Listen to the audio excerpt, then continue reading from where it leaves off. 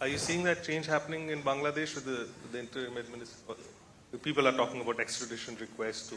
You are in the newspaper business. For you, it's a 24-hour cycle. I'm in the diplomacy business.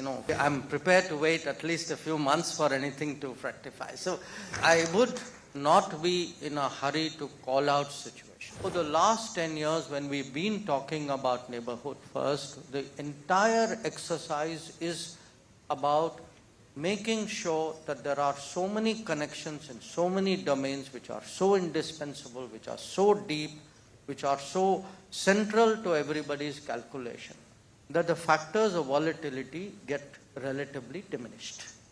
So whatever happens finally, people will say, okay, we may have those differences, but there's that reality out there.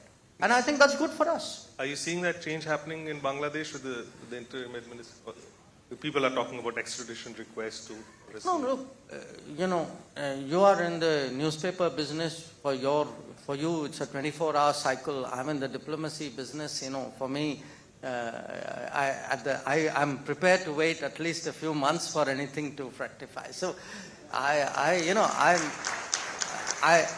think I would not be in a hurry to call out situations. And look, I'm not saying that to be evasive or diplomatic. I urge you to look, for example, at our relationship with Maldives last year. A year ago, people were predicting all kinds of things about our relationship. The fact is, the factors of stability at the end of the day kicked in. Look, let me tell you one thing. Our neighbors eventually do know when COVID happened, they got their vaccines because of us. When Ukraine conflict happened, many of them got their fertilizers and their food grains because of us. When, difficult situations happen, ask Sri Lanka. Had Sri Lanka waited for the IMF to deliver, God only knows what would have happened. The fact is, we stepped in much faster, much less conditional, and in much larger volumes. So, at the end of the day, the neighborhood today knows the reality. And I think it's important, look, if we invest in the neighborhood and the neighborhood invests in us, I guarantee you this would be a far more stable, predictable, resilient region. Because I expect this is going to be a very choppy decade.